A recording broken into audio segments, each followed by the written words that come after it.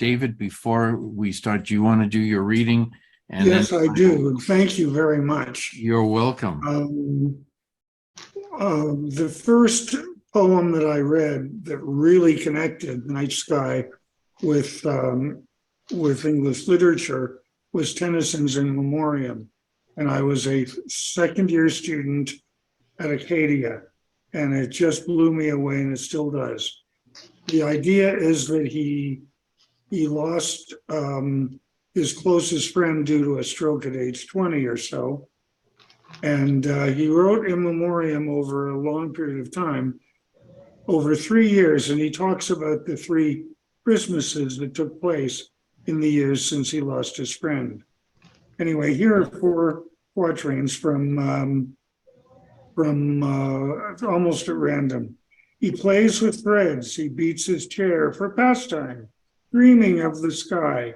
His inner day can never die, his night of loss is always there. The time draws near the birth of Christ, the moon is hid, the night is still.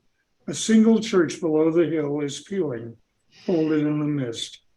And here at times a sentinel who moves about from place to place and whispers to the worlds of space in the deep night that all is well.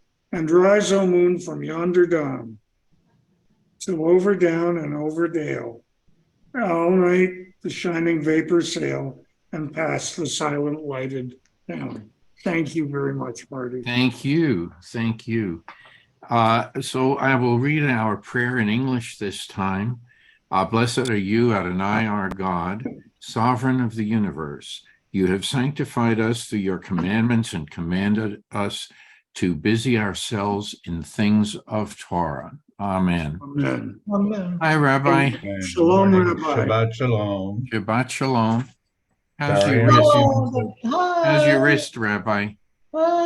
Same. Thank you, Marty. Same. Okay. Anyway, we will get started. What I'm going to do, so we can get, it's interesting, verse 1, sort of, we are on Exodus 36:1. However, we have to set the mood for this verse, because without the earlier verses from 35, we sort of lose something, because it's sort of like a transition in what is being said. So I'm going to go back to verse 35, verse 30. It's Exodus 35, verse 30. And we'll start there. We covered that already, but I think it'll give us some insight into 36:1, because otherwise we're coming in the middle of a thought process. So why don't we do that? David, if you would be kind enough to read on from 35:30. Well, I'd be happy to do that. And Moses said unto the children of Israel, Vayidaber Israel el Moshe laemor. See, the Lord hath called by name Bezalel, the son of Uri, the son of Hur, and the tribe of Judah. And he hath filled them with the Spirit of God, in wisdom, in understanding, and in knowledge, and in all manner of workmanship, and to devise skillful works, to work in gold, and in silver, and in brass, and in cutting of stones for setting, and in carving of wood, to work in all manner of skillful workmanship. And he hath put in his heart that he may teach, both he and Obadiah, the son of Achisamach. and the tribe of Dan. There hath he filled with wisdom of heart to work all manner of workmanship of the craftsman and of the skillful workman and of the weaver in colors, in blue and in purple, in scarlet, and in fine linen, all of the weaver, even of them that do any workmanship, and of those that divine skillful works. And now we get to, do you want me to continue? Yes, please. Okay, now we are at 36:1. And Bezalel and Aholiab shall work, and every wise-hearted man, in whom the Lord hath put wisdom and understanding, to know how to work all the work for the service of the sanctuary, according to all that the Lord hath commanded. Okay, let's stop at that point. Any comments before we read on? Yes, please, Rabbi Mary. I don't have a comment. I have a question to Rabbi Norman. Last time you translated the word Chokhmah, Tvuna, and Da'at to what that means. And I'll appreciate if you can repeat that. Well, the translation that I'm familiar with, Chokhmah is wisdom. Tevunah would be understanding, and Da'at would be knowledge. Or sometimes for Tevunah, they give discernment. But understanding, right? But didn't you quoted someone about what it represented? Or I'm sorry, I don't want to.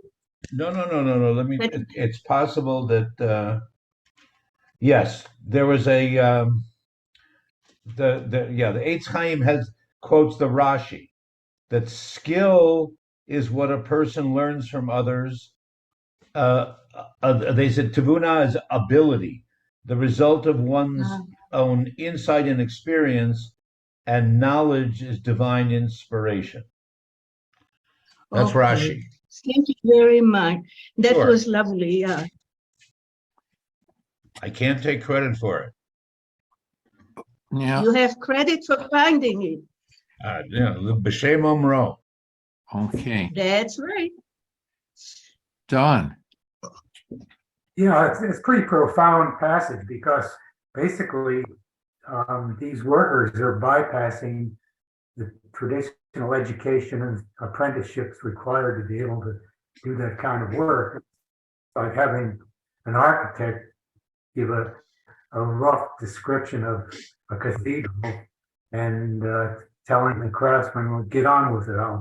I'll feed you with what you need as you go. So, pretty profound step in the process. And it is an interesting comment. Yes. Yes, Rabbi. What strikes me is that, again, given those three, however we translate them, of wisdom and understanding or discernment and knowledge, there's nothing about emotion.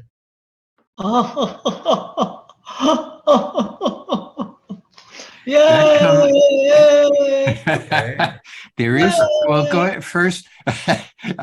Helene, did you want to say something about that? I'm saying Happy New Year. Yes, Rabbi Norman. That's what we have in our lives is emotion. God gave us emotion, and he gave us a brain to think, a left brain and a right brain. That's what homeopathic does, and I am homeopathic. And I'm very Jewish, as you know. In some other places, it talks about chokhmat lev, wisdom of the heart. Right. But when it they're also just listing say, these three, it leaves out the emotion. I noticed that. Okay. But what I noticed, and Elaine, I can explain in the direction that you're talking about, it says Ruach Elohim, the Spirit of God. And when we talk about the Spirit, I think it's not an ability and it's not a skill, it's something else. And perhaps that's the something else that comes in. what I find interesting in this passage, this is where I would love to have Mark with us, Mark Rosen. He's really very knowledgeable about Kabbalah, and you would have, and if you look at or Ricky, I know she isn't here, but the Kabbalists use if you will, a chart. The Sephirotic chart, if you will, is a series of vessels, if you will, and understanding and knowledge are given directly related to God at the top of everything, and then come the human emotions, and love is one of them, very important, and it's in opposition to justice, and somewhere in between the two you have to have better understanding of what justice is about. Yes, Rabbi Norman, please. Well, that's where you get into, when you're talking about the Sefirot, the spheres. The spheres, yes. Yes. And that's where you get into the debate between those who follow the Kabbalah as opposed to those who follow, let's say, Maimonides, who says that reaching that highest sphere or reaching the highest level of being closest to God is a rational knowledge, experiential wisdom. Okay, as opposed to what the mystical and the Kabbalistic that's related to, right, as you're saying, more of the emotional, kind of the objectives of the steps on the ladder. Right. Helene, please. I really didn't think I would ever say this, ever. Rabbi. There are two. Which rabbi? I am a Kabbalist. Oh, please. I receive Kabbalist. That's who I am. And it's the truth. It comes on the internet. And when you are a Kabbalist, you receive, I could even bring one, or receive it and you can keep it, and you can have a whole record of everything, and it strengthens you, and it tells you what to do that day. It's for every day. If I don't get it every day, if I'm in trouble, I get a Kabbalah from my connection. See, I have homeopathy. I have connections who do this every day. I do. Do anybody else? Well, that's why I'm here, I guess. But it's. I think it's important to realize that there are many different ways of approaching Torah. Over the centuries, it's remarkable, and we have to include some of this, as you say, Helene. I agree. Yes, Rabbi Norman. Yeah, just to play with the Hebrew, because Helene may or may not be aware that when you say that you are a Kabbalist, oh, I said a what? Literally means you are one who receives. Kabbalah means to receive. So, okay, so that's the phrase. Actually, you would be a mikubelet. You are one who receives that message. And then what Rabbi Miri was talking about, Ruach Elohim, I would translate as divine inspiration. I like that. Thank you. I really like it. Appreciate it. Divine inspiration makes sense to me. Well, thank you. Any other comments about this? You know, we always notice that some people, as they develop from youth, they seem to have a talent that is different from the other children around them. I get And to it. adulthood, it may even change from one thing to the next, but there seems to be a certain talent that each one has. Any comments about that? Well, may I say, Okay, please, Helene. help me, God, please. There's a giving and there's a receiving. Mm-hmm. Divine inspiration is what? Is that giving or receiving? Ah, it's probably both.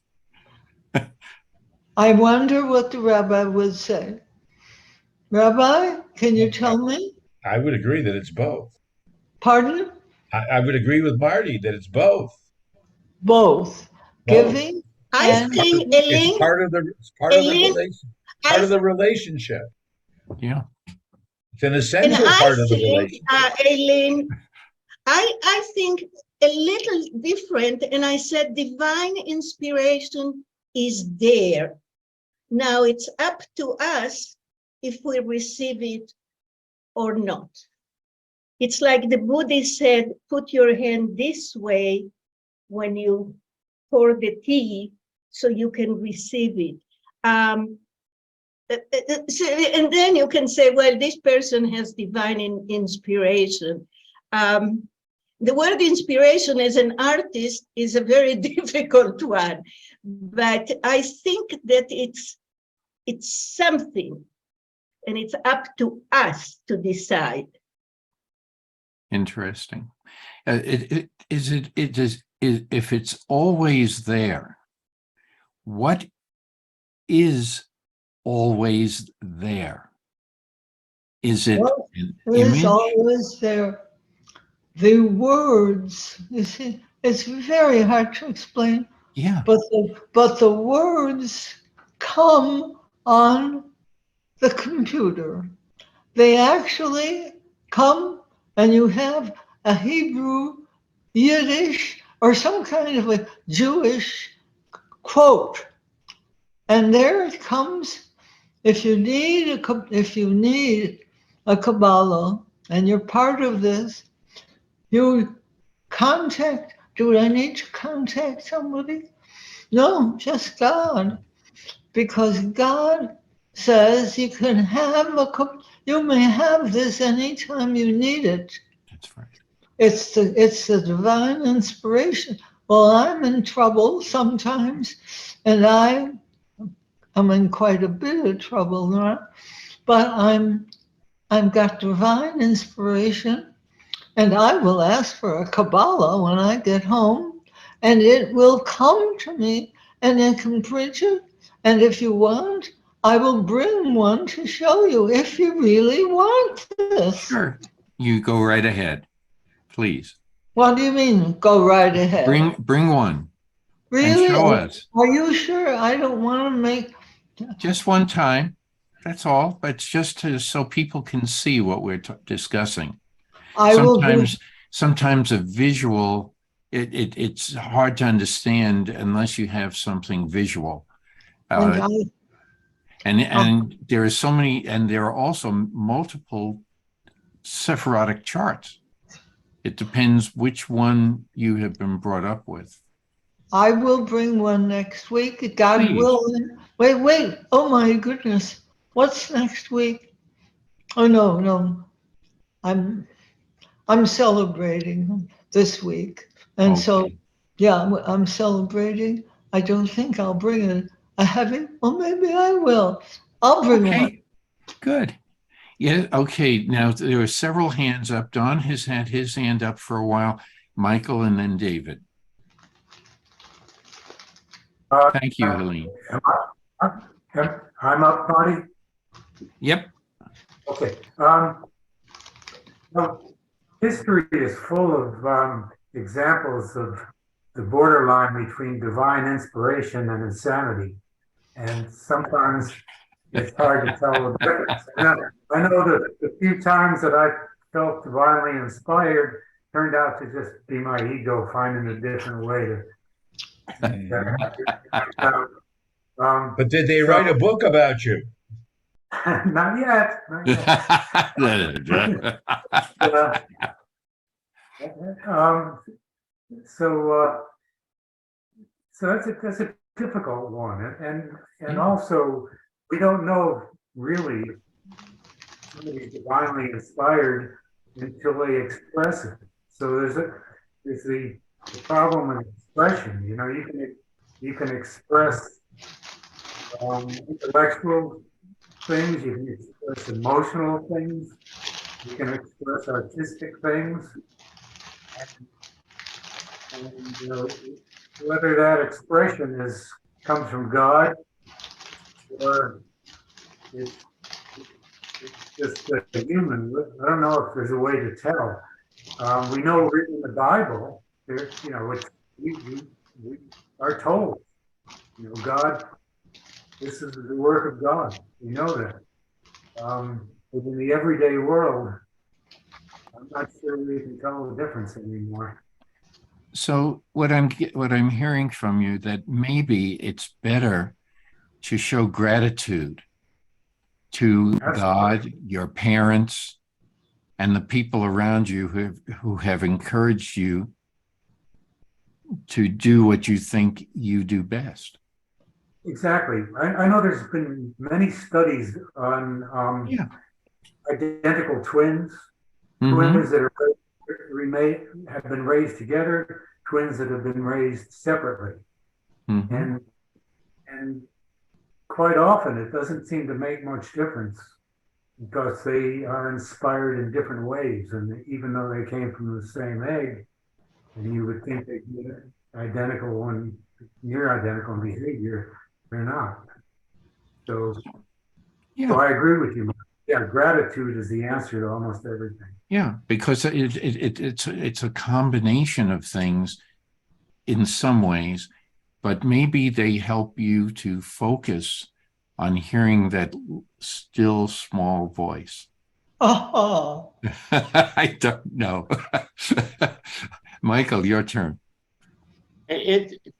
Inspiration, at least for me, is it's very high for me. I'm inspired to do certain things that I do, and it's really based on the one thing that I do all of my life, and it's coming and going. It's getting to where I do it, and then when I leave it, I'm inspired after I've done it.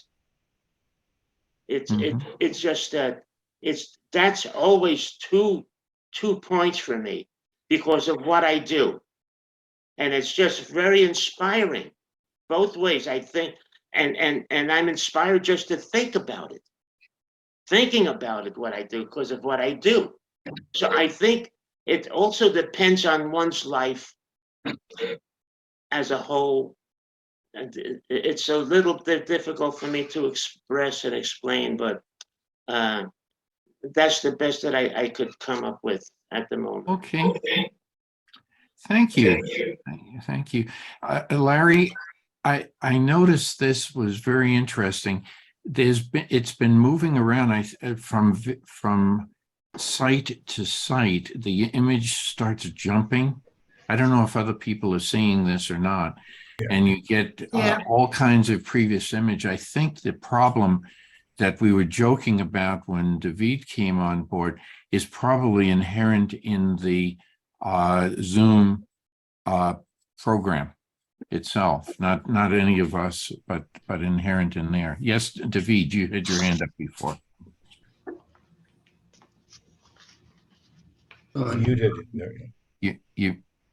Okay, the idea that I've had goes back to the first time I discovered the concept of Jewish mysticism or Kabbalah, took place during my very first trip to Israel in 1976, when the tour bus drove us to Safed. And the guys started introducing the concept of Kabbalah, which seemed to have a basis in the village of Safed in northern Israel. And it was something I've never forgotten. And it comes back in a very beautiful way from time to time. Most recently was this Monday, when Brother Guy Kozlogaglo, the director of the Vatican Observatory, is working on a book called A Jesuit Guide to the Night Sky. And he wanted to interview me because my master's thesis had to do with a Jesuit poet, Gerard Manley Hopkins, who absolutely adored the night sky and was an amateur astronomer. And it just comes back. It's kind of life with a touch, life with more added to it, and the more is different each time, and it's really amounts to what each of us thinks about, and it's very personal. But I've never forgotten that, and I've always been fascinated with the concept. Okay, thank you. Yes, Rabbi. One good kudo to the Jesuits. There we go. Thanks. As a graduate of a Jesuit college, it's nice to hear. But the other thing, back to what Don was saying, the simple answer that the rabbis historically give to how do you know if an inspiration or a prophecy or whatever is true or valid or authentic, you only know after the fact. That you can't know at the moment. Right. So ultimately that's the individual's decision on whether or not to act on that inspiration or vision or or insight or whatever you want to call it. But we only know if it's authentic after the fact, if it really came about. That's very true. Very good point. Very good point. Yes, Rabbi Mary, and then Helene. That's what Michael said, that he gets inspired when he finished the work that he did to see the result, that it was just wonderful. But I want to put here another piece. You can have Ruach Elohim, you can have the touch of God to do things. You can have talent, but if you don't practice and do it, and do it, and do it, it doesn't come about. This is my way of thinking. I taught in the university about gifted education, and we talked about a lot of talents. It's called multiple intelligences, that was developed in Harvard by Howard. And so yes, different people have different talents, but some are really Mozart's and Beethoven's and all these guys. I'm saying guys, I'm sorry. All these people that has the Ruach Elohim, but they perform it. They did something with that. And that's why I say, Lynn, is that it is there to you to grab it and to use it. And there is a sentence, it's not exactly that we use in Hasidic thought, that it's kavanah and keva. Kavanah, if it's come from the heart for praying, but keva means on regular basis, you have to do it. My teacher of art says you have to draw every day, which I don't. And regarding Kabbalah, put me outside of it. I don't know much about it. It's difficult for me to engage in something that's so esoteric and mysterious. It's mystic. So I don't know. Helene, you had your hand up.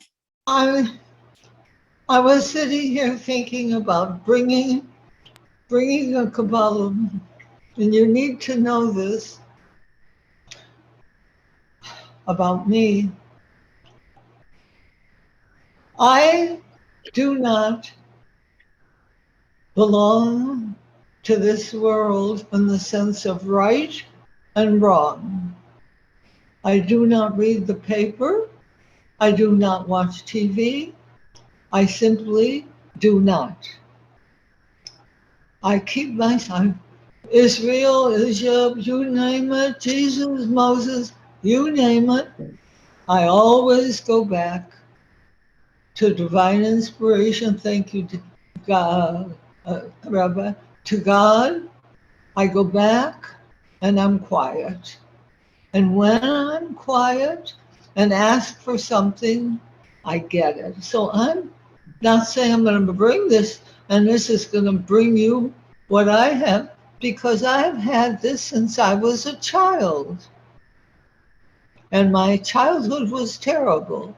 And God took me here and said, you have a job, Helene.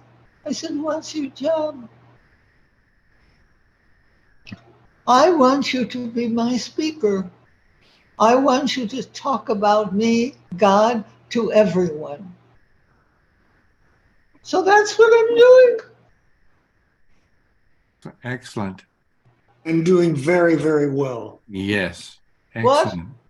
Well, that's what I'm David, doing. just repeat what you just said. And doing it and you're doing that very, very well. No matter how bad your childhood may have been, no matter how sad it might have been, you have overcome that, and you are now doing what God has asked you to do, and doing it extremely well. I also want to say I learned who forgives. Who can forgive? Can I forgive somebody who hurt me deeply? No, only God forgives. I am not God. I'm trying to forgive the second person. That's me. You're supposed to love God, and then you're supposed to love yourself. And most of our problems in the world is that we don't know how to love ourselves Good point. and accept ourselves, no matter what we did. We are God's children.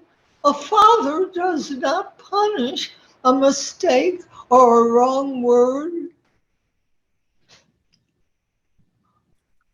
It's all very wise, Helene, and I appreciate that. Okay, And I'm sure others do too. it's no joke. I know. But I never expected to be asked about this in my life. Uh, But I guess I'll have to say it. Am I supposed to say this, God? I have dealt with deep subconscious messages. How many of you know that in your dreams and then something is talking to you inside? Do any of you remember your dreams? That's that's your subconscious talking to you. And some of your dreams will come true. Have any of you experienced that? That you have a dream and even a week later or a year later, that darn dream is still in there. Or that there's so much to learn because we are human and we have a brain. And now we have love, the big word, and that's God's. And God says, if you can die, no, it wasn't God, it was, yeah, it was. If you can die without guilt, you will go to heaven immediately. Interesting. Interesting. And thank you. That was very good. As a matter of fact, based on what Helene has just said, keep that in mind as we read on, because it is very, very important. It's an important concept, okay? Because we're going to find out how this concept affects the early Israelites, okay? So is there somebody else who would like to read today? 1, 2. David, you're on. Okay, could you remind me where we are now? We are at verse 2. We would be on 36, verse 2. And Moses called Bezalel and Oholiab and every wise-hearted man in whose heart the Lord had put wisdom, even everyone whose heart stirred him up to come unto the work to do it. And they conceived of Moses all the offering which the children of Israel had brought for the work of the service of the sanctuary, wherewith to make it. And they brought yet unto him freewill offerings every morning, and of all the wise men that wrought all the work of the sanctuary came every man from his work which they wrought. And they spoke unto Moses, saying, the people bring much more than enough for the service of the work which the Lord commanded to make. And Moses gave commandment, and they caused it to be proclaimed throughout the camp, saying, let neither man nor woman make any more work for the offering of the sanctuary. So the people were restrained from bringing, for the stuff they had was sufficient for all the work to make it. And okay, let's stop at that point. Any questions, comments, ideas, whatever you may have? Yes, Don. One thing that jumps out at me, Marty, is the fact not only that these workers have received enough inspiration to know what they're going to do, but they're working as a team. That's the biggie in my eyes. I mean, usually you think of divine inspiration as affecting an individual, but the community that's apparent here raises it to another level. I think. Everybody's got the same union card, you know. Well, so they are giving, okay, of themselves, okay. They are demonstrating their service to God physically, okay. But it says here that they're bringing it for the service at the temple.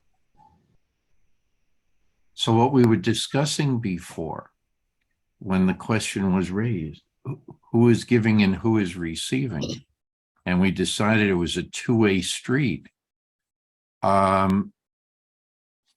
It's all expressed in this reading today. So in order to give, you have to be open to receiving, and in order to receive, you have to be open to giving. Interesting. It's just a different way of looking at all of this. But I think it's a very important concept for us on a daily basis.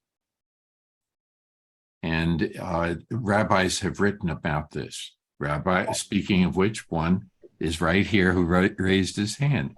Yeah, I didn't know that you changed your last name to Boober. I That's Well right. done. You know, it's a perfect, it's Yeah. a perfect example of Yeah, the Yes. two-way street, I I know. thou, and that Yeah, each act at any time of day um, can indeed reinforce, strengthen, reaffirm whatever that the covenantal relationship, giving and receiving, listening, speaking, listening, responding, whatever. Um, uh, Two things about the phrase where they specifically say that the people were bringing their gifts in the morning, right? One comment is that what was the very first thing when they woke up in the morning, that was the very, to give and participate in this important activity on behalf of the whole community and serving God. That was the most important thing to do every morning. Okay. The other is that they had to do it before dawn, before the sun really came up, so that it was anonymous. No one would see exactly what each person was bringing. And so that's by the interesting. time that they would bring the gift, they would donate the gift, and then they're walking back home. The sun is coming up, and others could see, aha, Joe did donate, but he didn't. We didn't know what Joe. We just know that he did. It wasn't important of what he did, but that he did. That's always been an interesting comment for me too. That is really important. Yes, and Maimonides addresses that. Yeah. That's right. Yes, Rabbi Mary. It's interesting that you say that, Rabbi Norman. When I came to the United States and I went to shul, probably was in Yom Kippur or whatever, they were mentioning who gave, and they were asking for, and they were mentioning later how much they gave. I couldn't believe it. And the other thing is that in Purim, when we do Mishloach Manot, when we give to people, you're supposed to leave it and leave. So even that person doesn't know who's giving to you. So that's a beautiful notion of the way of giving, but not for the sake of enhancing yourself, but because it's the person or the institution that gets that offering. Very well stated. Thank you, rabbis. Both of you really added to this discussion. Yes, Michael. In the sense of giving and receiving, if one is doing a performance and they're giving themselves of the performance, which has a greater impact on the person who is giving the performance? A larger sum of money, or how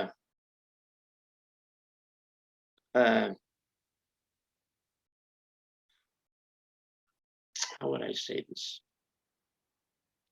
Or a huge audience, or a criticism, Critique. criticism. They would take which has the greater impact on the individual, a lesser amount of money and the criticism, or a higher amount of money or the compliment. I'm trying to. And you forgot, Michael, you forgot your audience. Well, you forgot your audience, well, because it is that exchange as well. It's not exchange for money, exchange for critique. You have that as well. They receive what you are giving. yes, because I am doing a performance. If there's no audience in front of me, there's no performance. But then the critics don't hear you either. I'm sorry. Oh, that's interesting.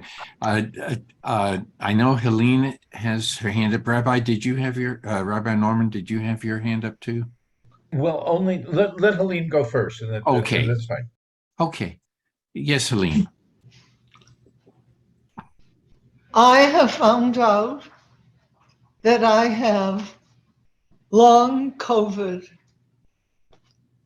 It's in my brain, it's in my body, and it's in my family. It's often genetic, and I can't remember so much of every day. That's why this way I live, because I get the Kabbalah and it helps me.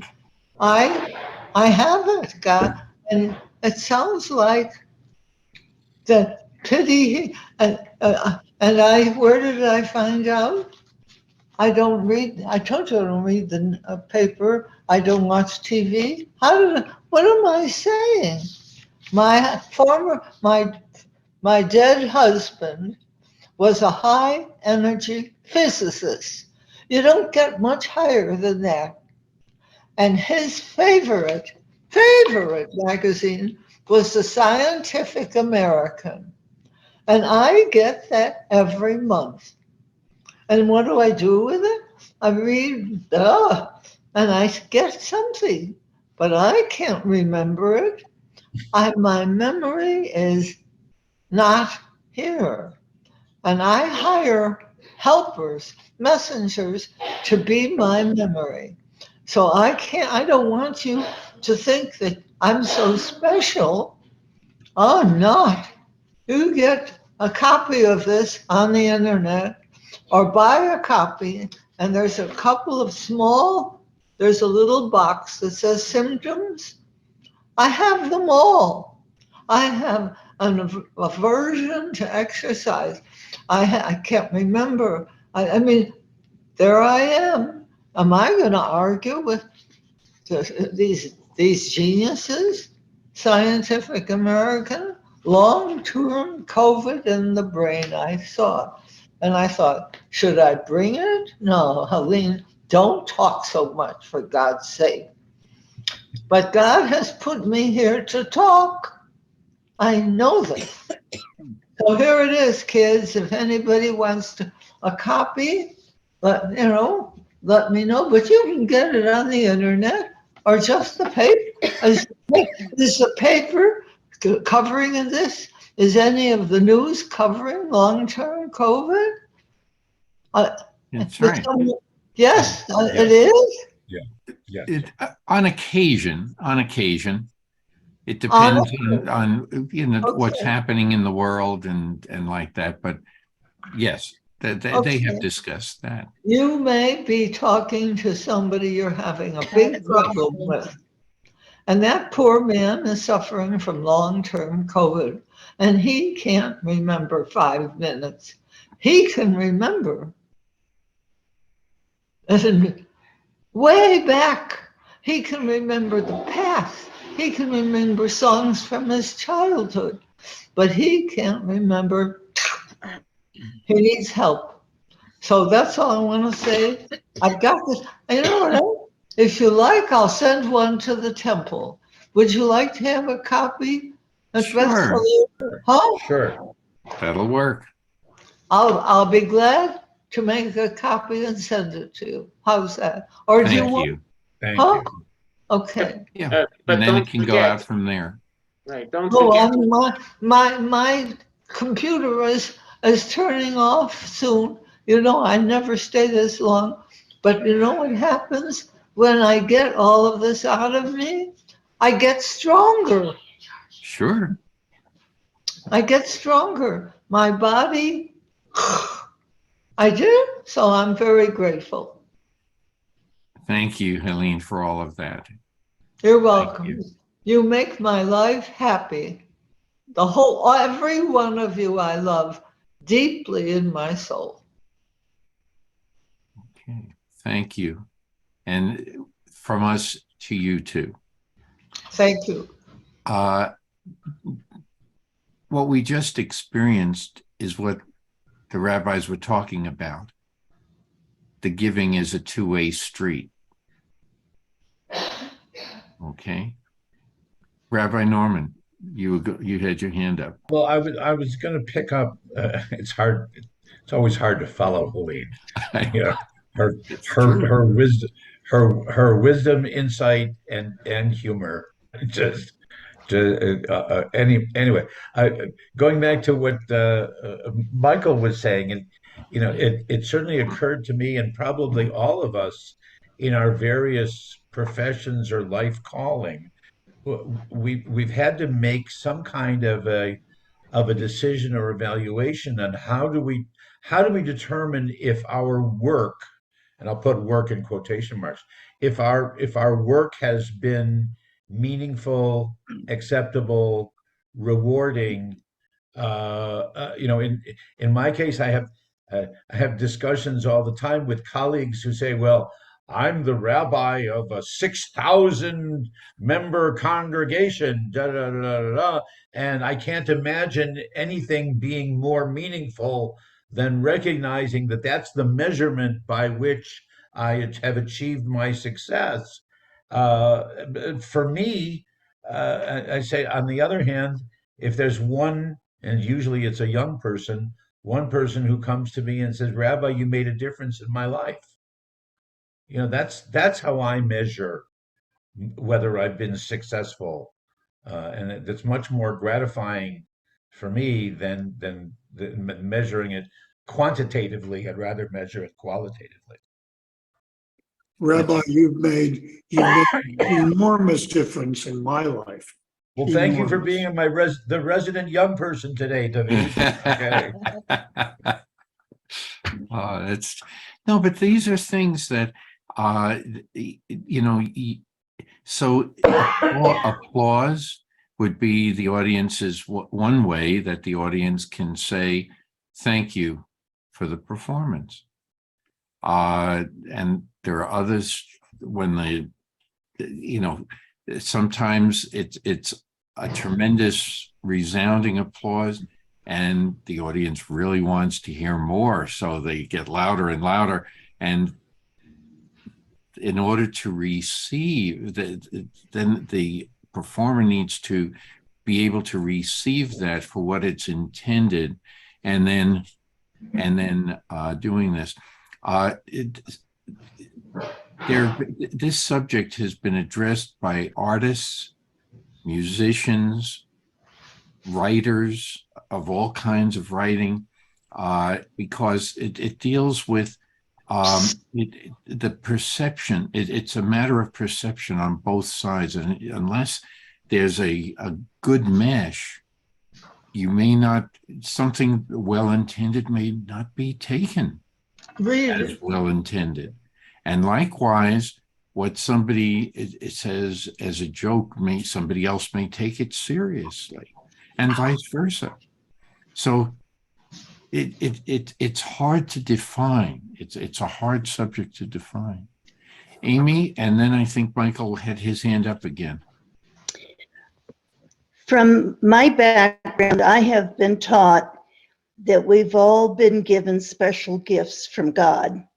A gift of healing, a gift of music, a gift of maybe prophecy, a gift of teaching, and on and on and on. And I think that we utilize our gifts often without ever knowing what kind of impact for the good or not for the good. But it's our faith in the gift we've been given and our dedication to it that is the most important thing. You can't measure your self-worth accurately. You just go by faith that you're doing the best you can with the gifts you've been given. Teachers know this every year. Not every student comes up and says thank you at the end of the year or at other times. But just knowing that it happens once may be good enough. You know, it keeps you going. But it's variable. So, people's feelings are different, and it has to be taken into consideration. Michael, you had your hand up again. One Yeah. compliment for me, one compliment, just one, Yeah. can be very inspiring. Mm-hmm. Just that one, and also it really doesn't matter from who it comes from.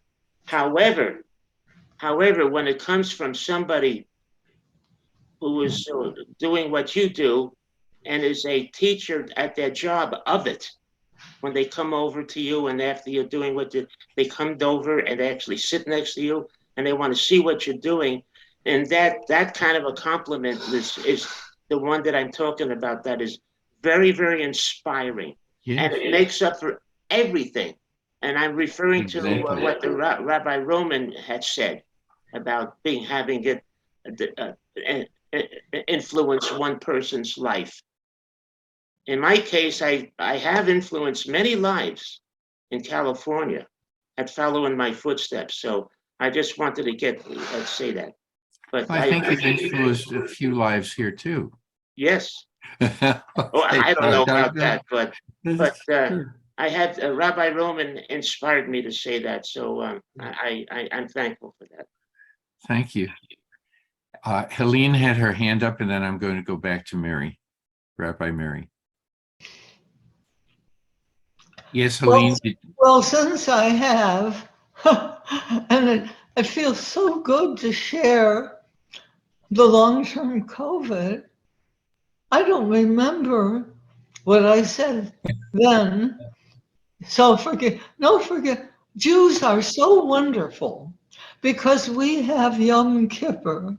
We have all that time to find out who needs an apology, who needs a forgiveness. We are remarkable people. And so are Catholics. They do their cross for Jesus, and it's confession. That's the word I was trying to get out of this brain. And I guarantee you, when you say you're sorry for something you've done, I guarantee you your body will react because of the divine intervention, what you said, because God is the only one who can motivate us to forgive. We cannot forgive on our own. We're not God. Good So way of putting it. It's a great way of putting it. Thank you. Thank you. Thank you very much, Helene. Yes, Michael. You're muted, Michael. Forgiveness is something that has really, for a long time, has bothered me. And I just want to relate something that you might know and you might not know.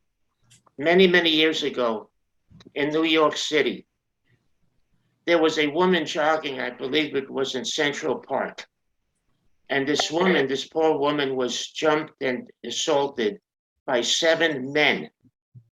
And a high-ranking member of the church heard about this. The woman was left for dead. And the high-ranking member of the church went, and they caught the 7 men that did this. And so they put them in jail. And this high-ranking member of the church went to the jail and said to the 7 men, "Don't worry, God loves you." But where did he not go? He did not go to the woman who was assaulted and left for dead, but they found her enough time and she was laying in a hospital room near death. He did not go there, but he went to, and to prison to pray for these guys. And so I want to thank Helene for reminding me of that situation. So I'm with Helene completely.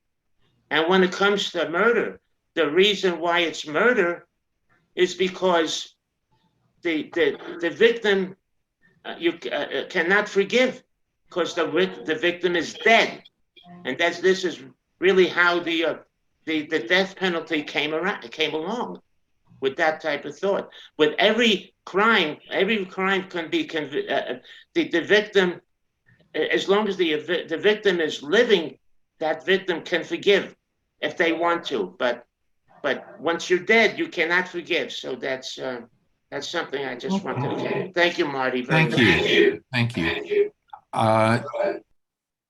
Somehow I'm getting an echo effect here, but that's okay. Anyway,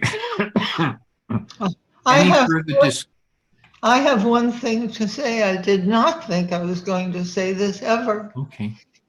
but here I am. God loves us. That is accepted in every religion. He is the Father, as far as I know, ultimately. We have souls and we have a heart, gifts from God. The question I'm asking, and I don't know the answer, I'm hoping you'll help me. I have read that God needs our love. Mhm. What do you think?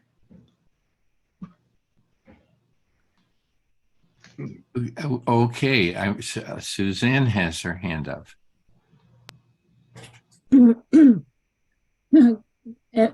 my opinion, God goes on with or without us.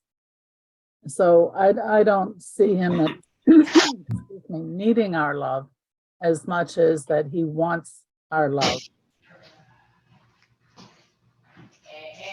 I mean, Okay. there's nothing that, I mean, he's the creator. He's everything. He doesn't, he quite frankly doesn't need us or any other being that he's created. But I do believe that he wants our love and our affection and to have a relationship with him. And Helene, after listening to you, I've always suspected that you had a really relationship with God, and from your comments today, I mean, there's no doubt in my mind that you do, and I think that's a beautiful thing. Thank you. That's very beautiful. That helps me. Thank you. Thank you all. Yes, Don, and then we'll try to move on. Okay. I think God tells us right in Genesis that he created us so that we could be in awe of him and worship him. So he doesn't say love him, but it's implied. But I want to relate an experience a couple of weeks ago, which bears on this. I attended a concert in Tucson, which was a symphonic and choral rendition of Haydn's The Creation. Mm-hmm. Yeah. So Haydn, he's a Christian composer, but this particular composition is just Genesis, the first 7 days. And I was looking around the audience, and I could see that everybody was rapt, and there was a mixture of every belief, faith, race you could imagine. And to me, it was an example of divine inspiration, because here's somebody who was able to draw everybody together in peace with the entire focus on the first 7 days of creation as told in the Bible, which is shared among at least Judeo-Christian and Islamic religions. So I was just so blown away by that experience, how a single person can do that. And I'm saying it because to me it was a great example of real divine inspiration. I mean, there are plenty of people who can draw us together in anger and rage, but very few can bring us together in peace like that. Mhm. So anyway, I'm holding up progress here. Okay. Maybe that's why, if I recall correctly, Haydn was called Papa Haydn. Yeah, Yeah. possibly. Any, if there's anyone else who would like to read, fine. Otherwise, David, if you could start with verse 8. Okay then. And every wise-hearted man among them that wrought the work made the tabernacle with 10 curtains of fine twined linen, blue and purple and scarlet, with cherubim, the work of the skillful workman, made he them. The length of each curtain was 28 cubits, and the breadth of each curtain 4 cubits. All the curtains had one measure, and he coupled 5 curtains one to another. Let's try that again. And he coupled the 5 curtains one to another, and the other 5 curtains he coupled one to another. And he made loops of blue upon the edge of one curtain that was outermost in the first set. Likewise, he made in the edge of the curtain that which was outermost in the second set. 50 loops made he in the one curtain, and 50 loops made he in the edge of the curtain that was in the second set. The loops were opposite one to another. And he made 50 clasps of gold and coupled the curtains one to another with the clasps. So the tabernacle was one. Okay. Any comments about this? Yes, Rabbi. Can never understand why the biblical author was willing to include all of these details down to the number of strips and loops of cloth and all the various colors. But when it comes to the experiences that the matriarchs had to go through, we never hear their voices. We don't know what their reactions were, whatever. And so, I mean, it just astonishes me at that editorial decision to include all this detail, but not allow the women's voices to be heard. Interesting. Just a comment. It's okay. It's legit, especially in today's world. Yeah. Yes, Don. Yes, go ahead, Don. Yeah, that's a great observation, Rabbi. It is. I can really relate to these verses because when I was a kid, my father had a tiny little fabric store in town, and my unpaid job was to go out and hang everybody's curtains that they bought. So I put install the curtain rods and put the hooks in the loops, and every day after school I'd be out doing that. And one day he underbid and he got a contract with Ithaca College for 5 dormitories, for all the floors, for all the curtains. And I was supposed to go out and hang all these. There were hundreds. And the windows, it was all new dorms that had concrete lintels over the windows. And he gave me a 1/4-inch drill and a bunch of lugs and some screws. and these tons of curtains and rods and said, go out and do it. And the very first one, the little Montgomery Ward's drill that he gave me wouldn't even put a dent in the concrete. So I'm just really sensitive to this passage, is what I'm saying. I can understand from a workman's point of view why those detailed instructions are necessary and why you need the right materials and to do the job right. You got to have everything right, and I'm all over the map here, so I'll start up again. Very interesting. Okay. Yes, Rabbi Mary. Well, now my feminism is going to come out. The women were not mentioned, nor the jobs that they did for 40 years or whatever they were there, because the role of the women until this point that they're talking about embroidering and weaving, the role of the women were to procreate. That was the role. You know, as women, when I'm in other groups discussing, women are very upset about it, and it sounds like being a vessel for the sons and the daughters.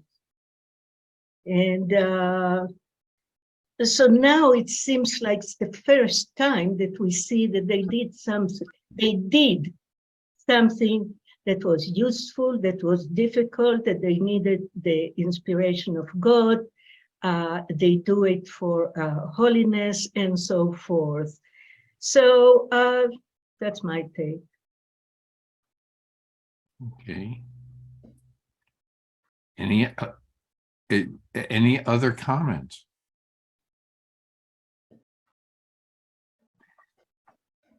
Any ideas when as to why all the details? Why is it so? And it's going to go into more. It's going to repeat. We've heard we've heard this before, and we're hearing it again. Okay, but why is it so important to have all of the details? Yes, Amy. Well, perhaps it's a pattern, so it can be recreated in the future. Very good point. Very good point. Yes, Suzanne.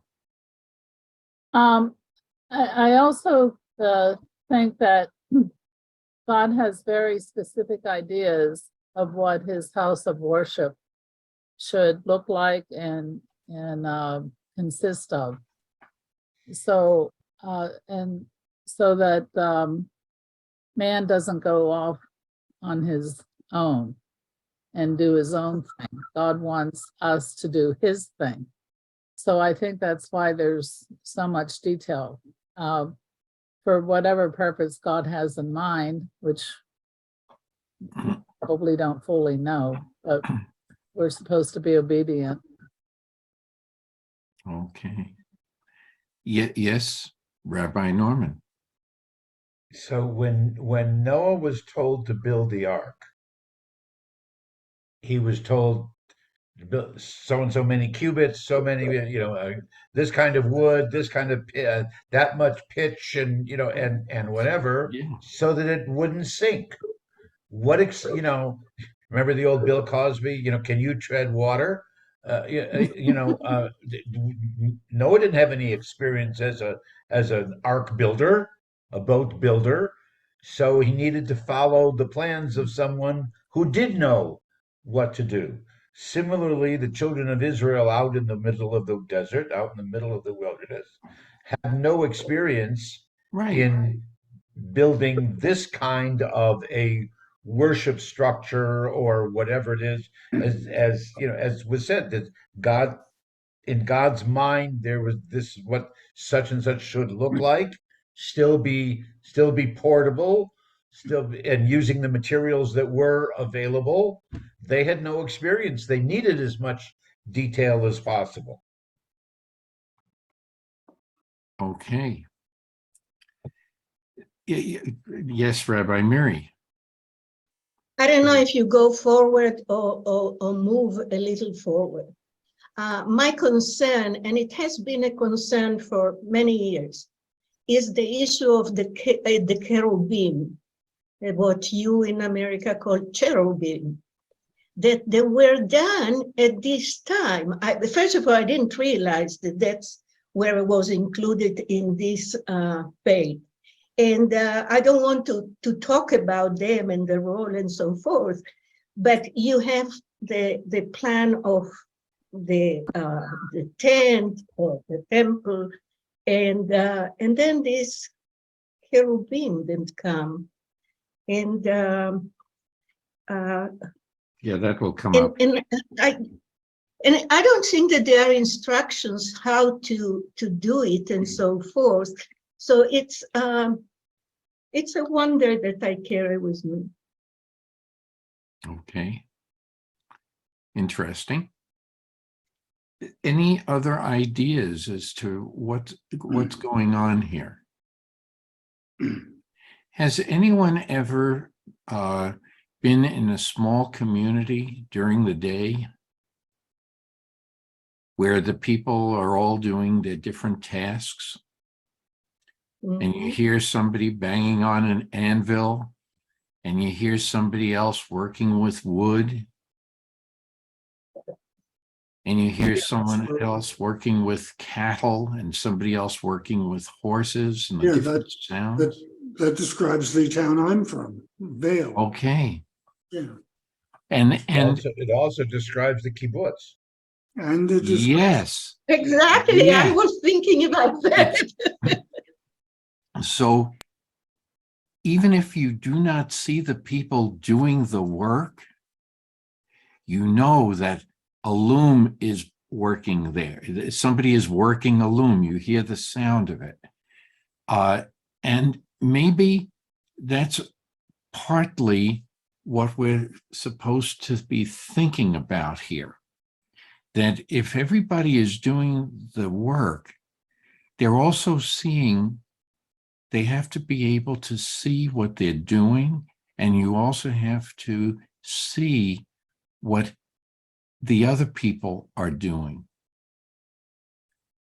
And so in a community, each one has his or her task, and maybe that the sound of all of this and the appearance of all of this is very pleasing to the eye. This is what Michael is getting to, an ear, the ear and eye.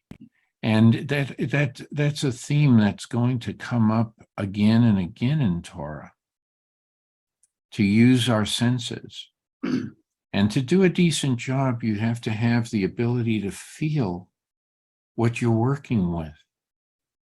Too much pressure, and the crayon breaks. You remember that from childhood. You have to learn all these little details.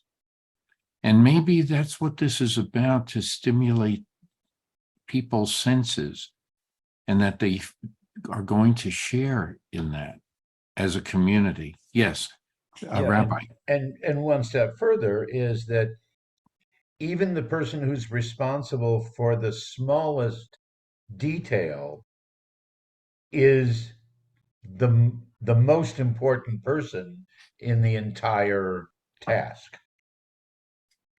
Yes. The message is, well, without you doing your job, we can't fulfill the mission.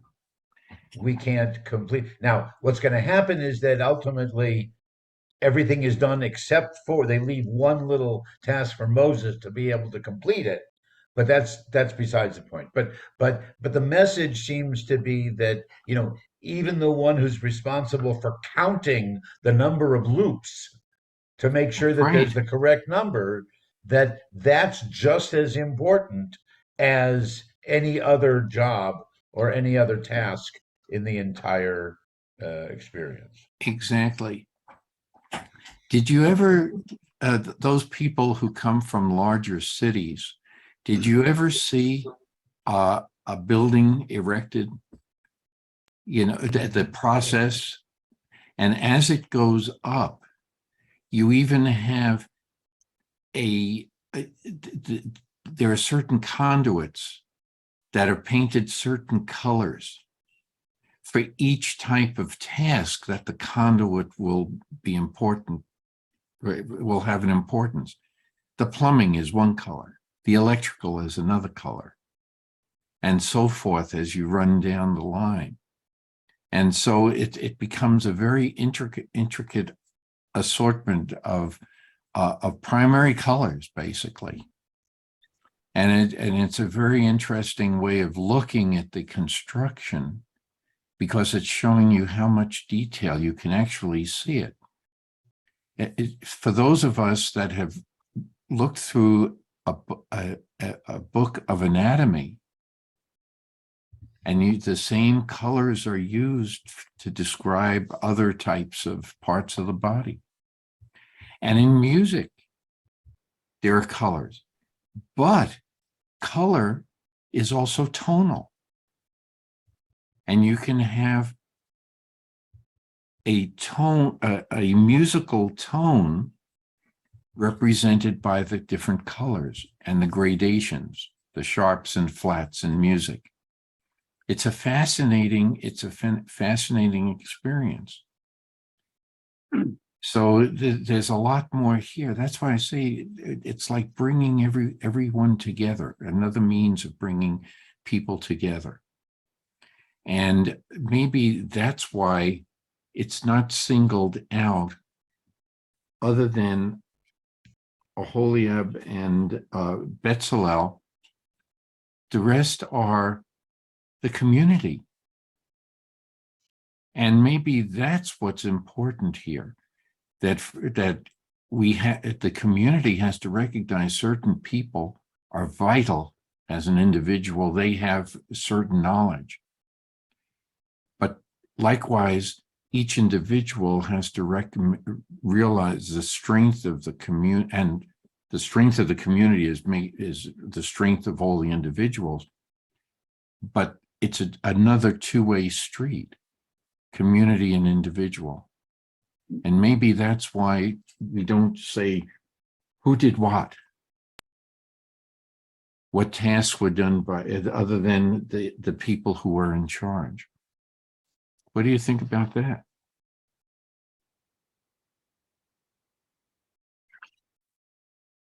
Okay, let's move on. Sorry I was gone, but I got a long distance phone call from my daughter, so we had to catch up. So Okay, well, That's good. that's good. Any other comments about the work? We're going to hear more about work. David, would you? Marty, Oh yeah. Marty, I just noticed, and you are saying this, the only name that we have is Bezalel, the son of Uri. Yeah. And he's the boss, probably the organizer, it sounds like. Yeah. And the entire community, as you call it, we don't know who's doing what. That's right. At this point. There is a point in which every tribe is in charge, but still, it's not an individual job. It's not Right. Mark is doing this and Norman is doing that. So it's a entire thing. It's a whole. It's a shalom. It's a shalem that comes with that. Thank you. Okay. And thank you. So I think that keep this in mind as we read on right now. We will, but the question, I have to comment on this. The question, and I know it has to be addressed in all ancient literature, is centered around the man's approach. Not it does not center around that much around the female approach. to things. However, another aspect if we look at the Tanakh, not just the Torah, there are books dedicated to certain female that were very important. And it seems to me that when the chips are down, they don't rely on them. It's the women who bail out the man's problems. And as we go through all the different matriarchs that are mentioned and prophets and like that, there are females included in that. There are women included. So it may be the concepts are more important. Maybe it's like Latin, the Latin language, that certain words are male and certain words are female. Is that necessary? And others are neutral. Hebrew too. That's right. So is it, but if you look at it, that you can't have the complete sentence without an understanding of that it's everyone. It doesn't matter if a noun is masculine or feminine in a language. It's what the noun represents that's important. And that, I think, is something that we have to, and I know this is just my opinion, I think it's just, we're going to come across this again and again in our discussions, and it's a valid discussion about the role of women is often overlooked. And again, at that time in history, it was. So that's all I can say. But it's the community. I think I'm taken by the fact that other than those two, we don't know who did what. That's right, Rabbi Mary. That's a good point. And maybe that's also to let us wonder who did what for the future. So let's go on. We have plenty of time. We're making Where good. are we, Marty? I'm sorry, I don't know where you guys are. Sorry. Oh, we're not going to tell you.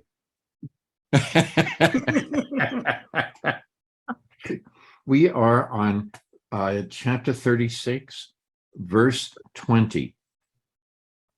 No, we didn't get to 20 yet. We didn't? I thought we Oh, were are we on 14? Oh, yes, that's right. 14. 14. That's right. I Thank didn't you. miss much. I didn't miss much either. You haven't gone that far. 14. So let's go, David, verse 14 through 19. And he made curtains of goat's hair for a tent over the tabernacle. 11 curtains he made them. The length of each curtain was 30 cubits, and 4 cubits the breadth of each curtain. And the 11 curtains had one measure. And he coupled 5 curtains by themselves, and 6 curtains by themselves. And he made 50 loops on the edge of the curtain that was outermost in the first set. And 50 loops made he upon the edge of the curtain, which was outermost in the second set. And he made 50 clasps of brass to couple the tent together, that it might be one. And he made a covering for the tent of ram skins dyed red, and a covering of seal skins above. Okay, let's stop at that point. We've read this twice. In verse 13, it was one whole, and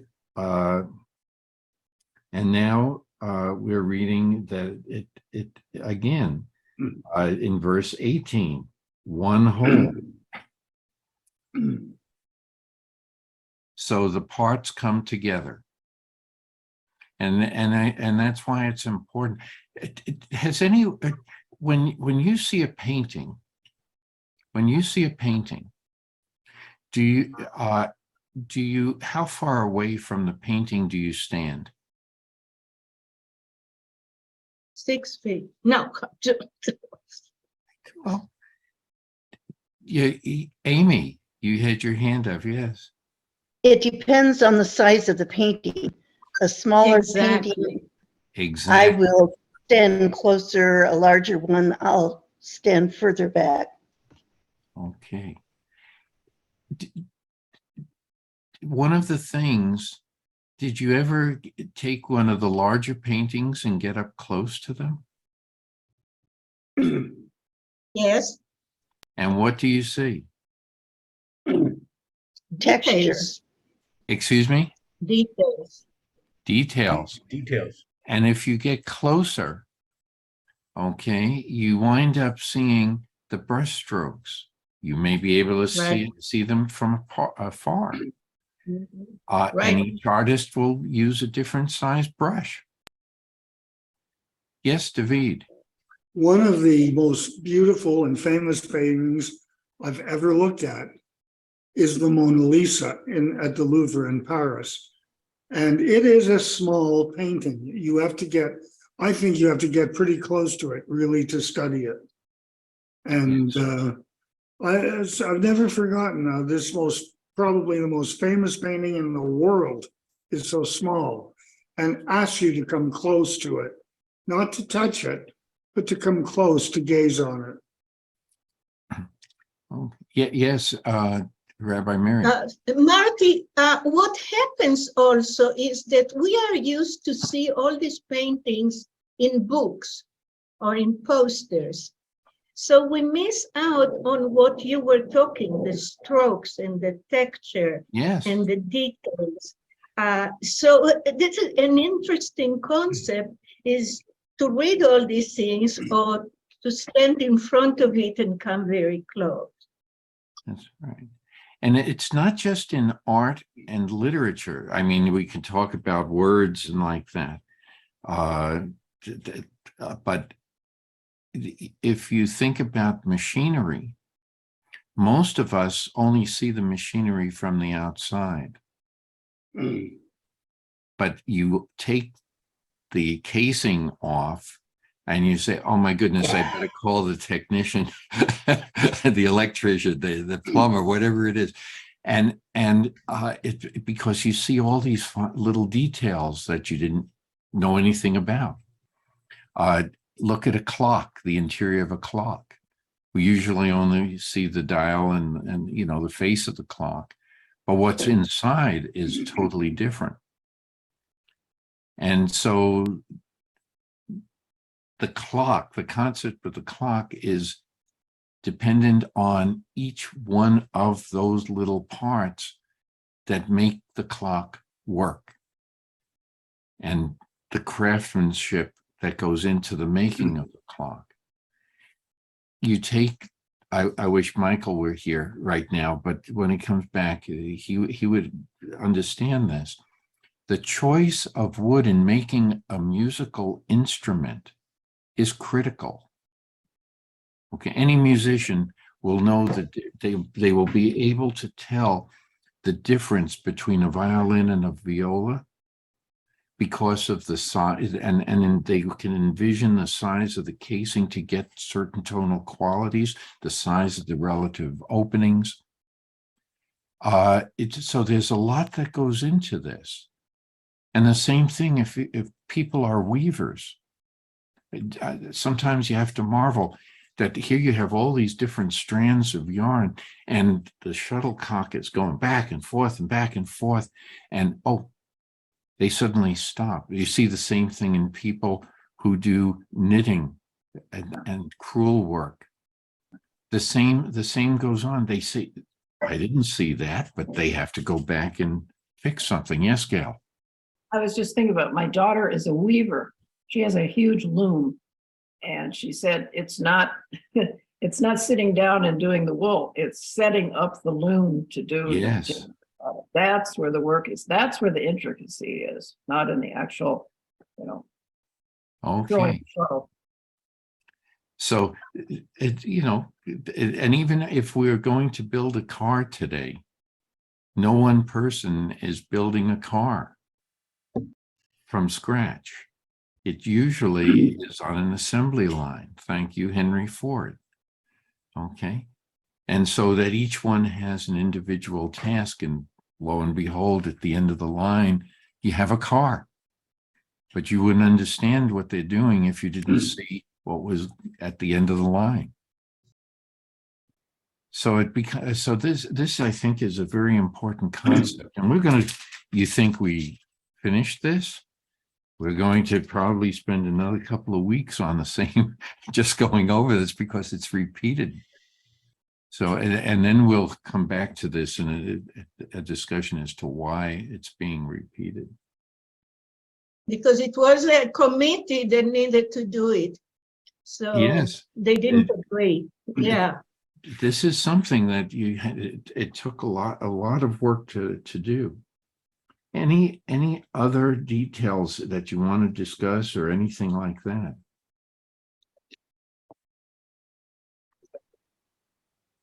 Okay, let's read on. Okay. Why don't you do verse 20 through 30? 20 through 30. Now, yes. And he made the boards for the tabernacle of acacia wood. I just love the repetition of the acacia wood. Yes.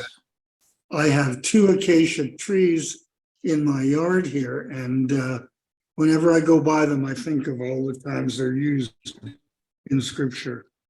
And he made the boards for the tabernacle of acacia wood, standing up. 10 cubits were the length of a board, and 1.5 cubits were the breadth of each board. Each board had 2 tenons, joined one to another. Thus did he make for all the boards of the tabernacle.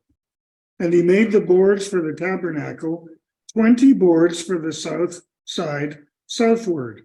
And he made 40 sockets of silver under the 20 boards, 2 sockets under one board for the 2 tenons, and 2 sockets under another board for its 2 tenons.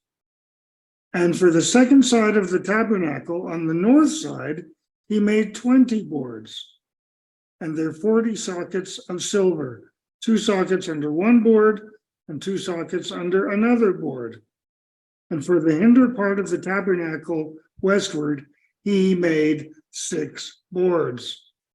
And 2 boards made he for the corners of the tabernacle in the hinder part, that they might be double beneath, and in like manner they should be complete unto the top thereof, unto the first ring. Thus he did to both of them in the 2 corners. And there were 8 boards, and their sockets of silver, 16 sockets, under every board 2 sockets. And he made bars of acacia wood, 5 for the boards. Okay, we're reading on. Let's hold it. We'll come back to that. Okay. Any other comments about the acacia wood that David was talking about, or anything else that we were reading? Yes, Rabbi Mary. Well, I think it's the first time that we see not the sizes only, but also the directions. So what's on north and what's on south, what's on east and west. That's a novelty that comes up. And you know that for us is an important thing, or we made it an important thing, where is the shul, the synagogue faces, and so forth. Mm-hmm. That's very true. Yes. Well, that was a tie. Okay, Don, go ahead. All right, just a quick observation. There's just covering the tenons and the sockets with silver. Very interesting, because silver is highly electrically conductive. I don't know if it's relevant, but usually in the socket, you can't see the sockets from outside. You know, it's internal in the structure. So I'm not sure what the purpose of that is. Okay. Well, you raise an interesting question, only because that if you take certain fabrics and certain rods and things like that, you can have static electricity, and with the materials and everything else. And you start wondering about that. Is there any relationship to this construction? That's all I can say. I don't know enough to go beyond that point. But I can say that I wish Ben Franklin were here, because he may be able to answer Don's question. I guess to be. Yeah, I wanted to pick up on something that I believe Rabbi Norman had said a lot earlier, that then he made this almost a casual comment that the Hebrews were wandering in the desert, they were living in the desert. And it hit me that we at the Beth Shalom Temple Center are also living literally in the desert. Mhm. And the way we're able to live the way those ancestors lived, in the same way, with the same plants, the same landscape, a very similar night sky. And I think I wanted to point out how beautiful a reference that was. Just picked up on that. I'm sorry, I forgot to mention it earlier. Oh, it's interesting. It is. Yes, Gail. How many of you know that in our garden, there's a little plaque on a stone by the entrance to our garden at the temple? And the phrase at the top, or the title of it, is "The Miracle in the Desert." And that's our temple. Yeah. It is a miracle in the desert. It's beautiful. Thanks, Gail. Very, very good, Gail. Good observation. Any other comment? Now, Marty, Yeah. Marty, we saw that the people that are building, especially the boss, that's Hallel, the issue of aesthetics is important. Otherwise, they would say, okay, bring a strong guy and he can schlep the stones and so forth. But here, the idea of making it beautiful, to beautify it aesthetically, I think that it's a very important point for us today as a community. Very well done. I agree with you. Very excellent point. Yes, Rabbi. I apologize. I'm going to have to leave at 11:45, and I won't be with you next week. Our granddaughters are going to be, or two of our three granddaughters are going to be with us, and we're entertaining them on the Saturday morning. So I'm sure they're not going to give me peace enough to be participating. So I wanted to not only wish everyone Shabbat Shalom, but also a Zisen Pesach, a sweet Passover, Chag Sameach to everybody, and we'll see you when we can. Chag Sameach, Rabbi. Okay. Thank you very much. Okay. Thank you. Kasher. Shabbat Shalom. Shabbat Shalom. Shabbat Shalom. So now this is what we do, actually. If you think about it, even a family comes together, each one is doing something a little differently. And sometimes you have to change it when there are children on board. You know, you have to participate in their world. So maybe rolling around on the floor with them to be at their level is a very important component, okay, to making them feel part of the whole. So anyway, any other ideas about all of this? It is very interesting that they were taking very accurate. It says that everything in verse 29, the planks matched at the bottom. Now, when you take this into account, to accomplish this is very difficult to do.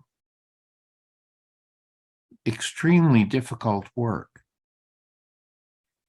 A cubit is defined as the length of the forearm measured from the tip of the middle finger to the elbow.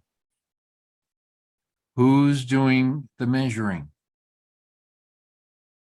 We know people with longer right. forearms, and we know people with shorter forearms.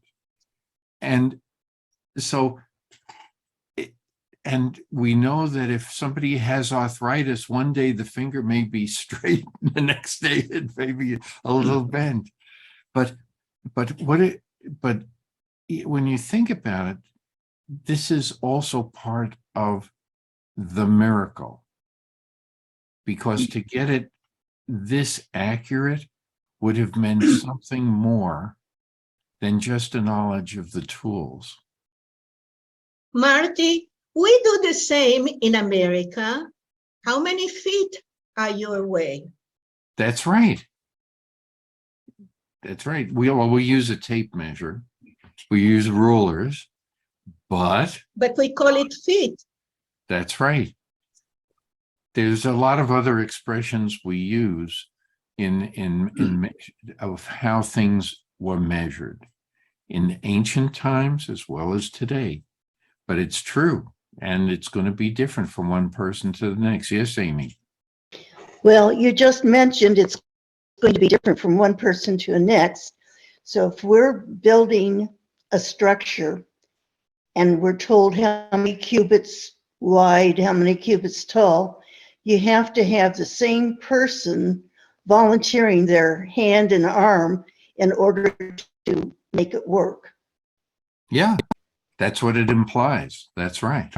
And so as a result, again, somebody had to be available, whoever that person was, that could do all of that type of measuring. And it's very hard. And the other thing,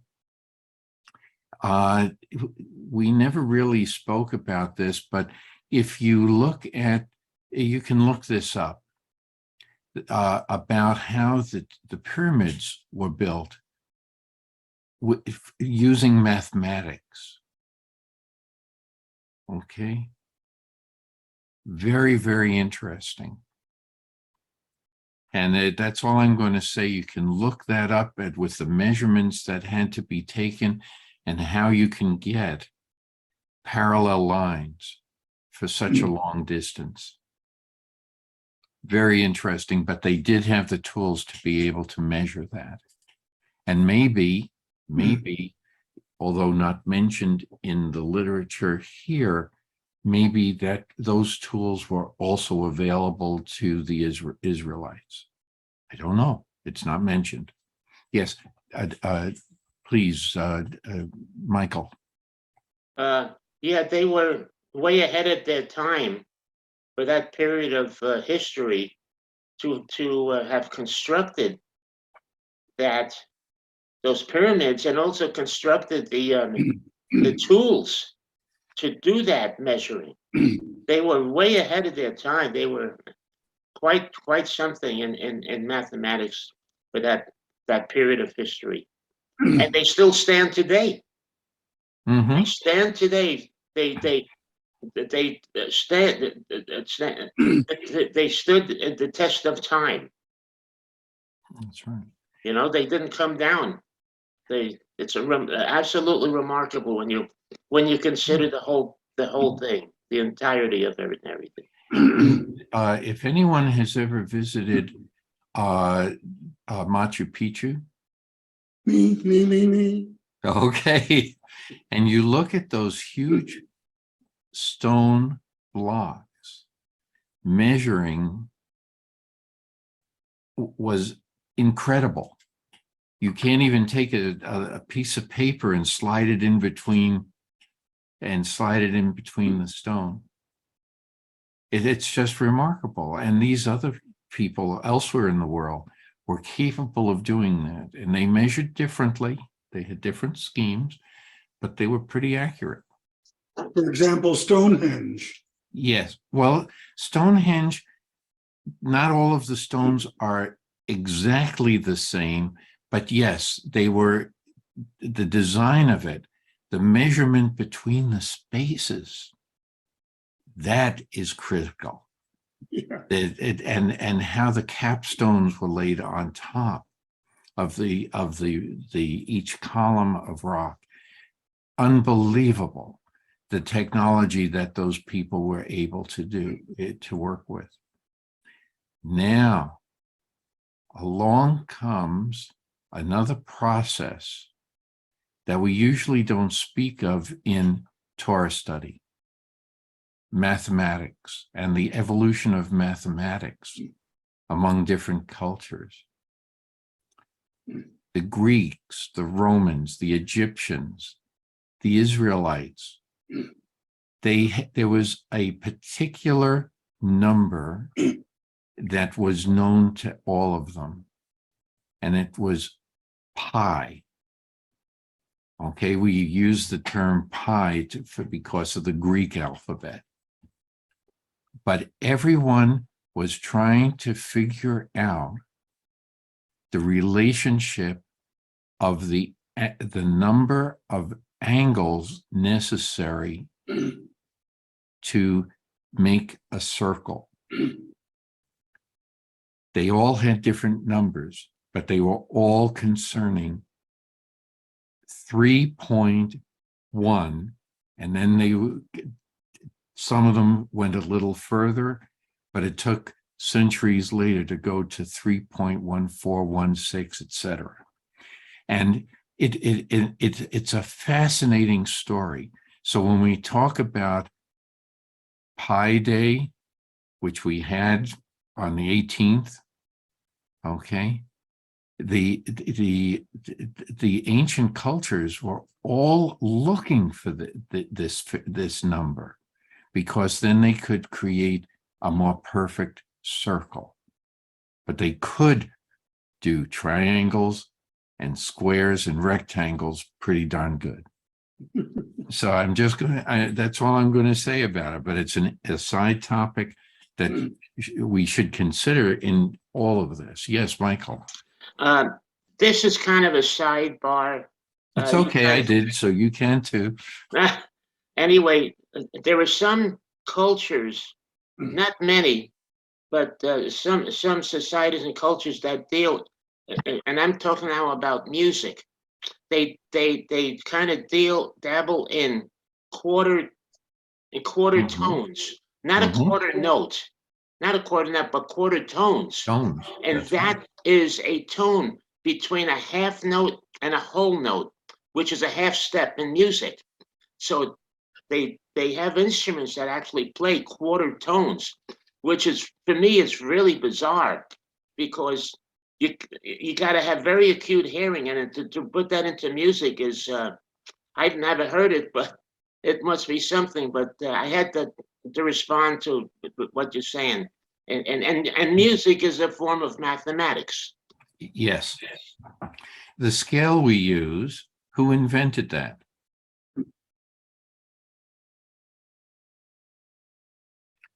Okay, who was the mathematician that came up with the formula to calculate the diagonal of a triangle? Not Avogadro, was it? No, Pythagoras. And he also came up with the scale that we use in the Western world to this day.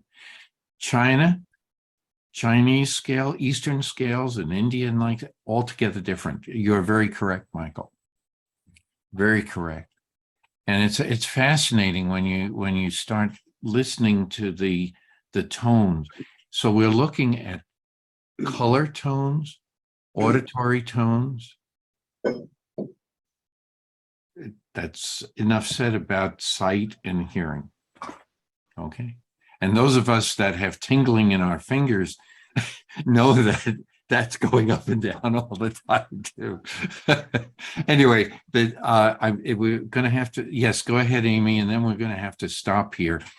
Just quickly, this isn't important, but I look at music also as a foreign language. Yes. As another way of communicating.